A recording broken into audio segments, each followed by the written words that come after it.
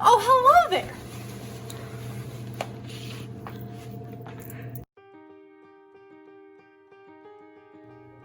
Hi everybody. Today I'm going to be telling you a little bit about myself, but before we get started, let's head on outside.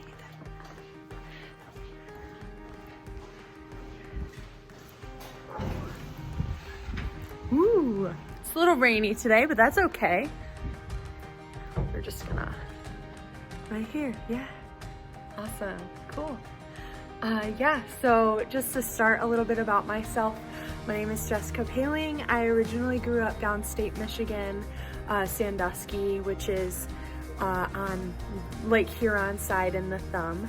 And I graduated high school and I went to Michigan. I'm studying biological sciences at Michigan Tech right now. And I'm planning on graduating in December, so that's really exciting. And I really love to go camping. I like to hike. I like to read and crochet. I play the saxophone. I really love soccer and hockey. Yeah, so that's just a little bit about me. But let's get into my testimony. That's what we're here for. I'm here to talk to you about how Jesus changed my life, and I'm really excited to share it with you. This last March, before all this coronavirus stuff happened, I had the opportunity to go to Bucharest, Romania, all the way across the world to serve mentally and physically disabled men. And it was such a beautiful experience. Wow, so many graces came of it, and I am so thankful to the Lord that He was able to grant me that experience. It was fantastic. But yeah, so let's rewind a little bit. Last summer, I actually worked at Bay Cliff Health Camp. It is a therapy camp for kids with physical disabilities, and it is a fantastic place. So many kids go there and they just love their summer experience. And yeah, so I was working there as a staff member, as a counselor, and the Lord just showed me so much love, so much beauty in our lives, and how much He loves each and every single one of us, just through the service that I was providing to the kids there. And so I realized that I really liked serving. I really love to serve others. I really love to kind of lay down my life for other people. And so I remembered that prior to working at Bay Cliff, the Lord was kind of calling me to go on mission. And so I started praying about it and asking Him again, Lord, are you still calling me to go on mission, wherever it is, to go somewhere and to help other people?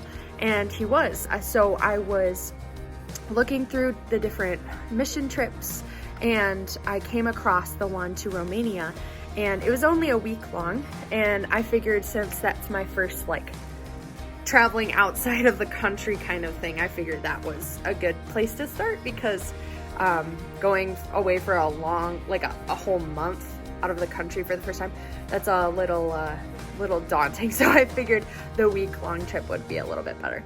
But I signed up for the trip and I was accepted to go on. But then once I actually got accepted, my brain was like, oh my goodness, now I have to actually prepare, pray. I have to fundraise for this trip. I don't know how the heck I'm gonna get all the way across the world to Romania to do this mission trip.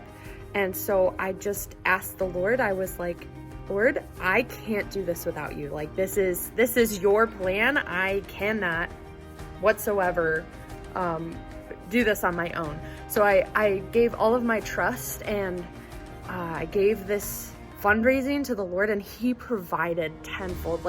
I can't explain how He was able to do it, because He's God, but He provided the money, He provided the support. It was amazing. And so it came time to go on my mission trip, and I was getting really nervous because I actually didn't know anybody else on the mission trip. And I met up with my team in Chicago, but before I even met my team in Chicago, I kind of had a rough experience in the airport.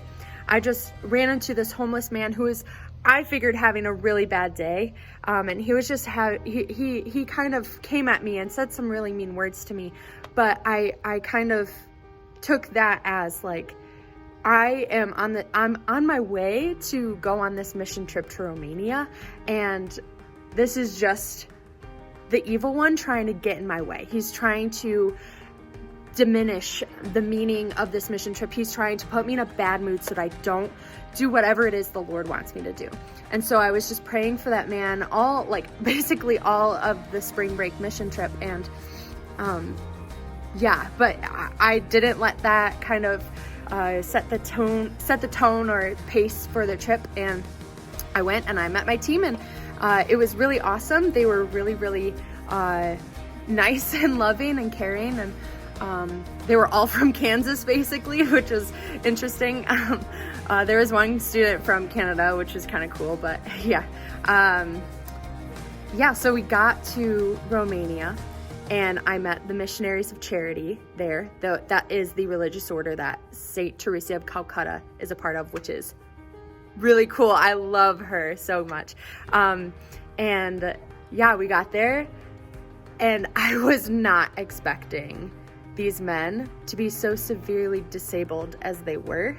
I mean, I knew that we were going to serve disabled men, but I didn't know the severity, and they were very severely disabled. So much so that they couldn't speak, they couldn't really, and if they could speak, it was very incoherent sentences, and so it was really hard to see them in like that, because a lot of their disabilities came from just an abundance of other people not loving them the way that they should have been loved. So the first night we were feeding, we jumped right into feeding the men and taking care of them. And a few days in, I was able to feed a specific man. His name was Alex, and he's blind and he can't walk, and he needs a lot of help, just like the rest of them. But I remember just feeding him, and he took his hand and placed it on my arm very, very, very gently and lovingly. And in that moment, I realized that I was feeding Jesus Christ. Like that the Holy Spirit just blessed me with that experience, that by feeding Alex, I am feeding Jesus. And it was, wow, just even talking about it just now gives me chills, because it was such a beautiful experience. And I just very intimately shared a moment with the Lord feeding that man, and I just can't explain the joy and love that I felt, and the experience that I had. And from that, I discerned that basically the Lord is calling me to serve the poor. How? I don't really know yet, but I definitely since then have been continuing to feel a call towards religious life. And so I am currently discerning a couple different religious orders, and we will see where the Lord leads me. But some advice, I guess, from my experience would just be to open your heart to the Lord, because He will never, ever lead you astray. And He can never be outdone in mercy or His love for us. So just continue to open your heart and give yourself to Him, and He will take care of you no matter where you are in life. So thanks for listening. God bless. See you later.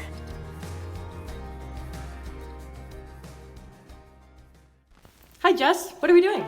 We're going downstairs. Ooh. Let's go. Come on!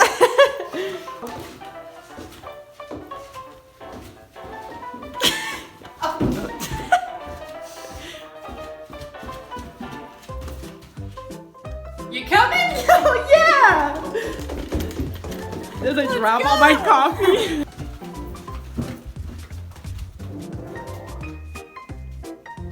There's a person in there. Whoa. Come on over here. You can see him. Wave hi to the people. Hi, people. We're going down another stairwell. Oh, no way. I love stairs.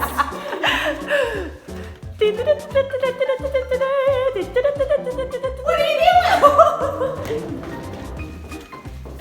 Wow, look, more stairs. More stairs. Whoa. Let me get the door for you. Okay, thanks. Oh, where are we now? Oh, I don't know. We're in the basement.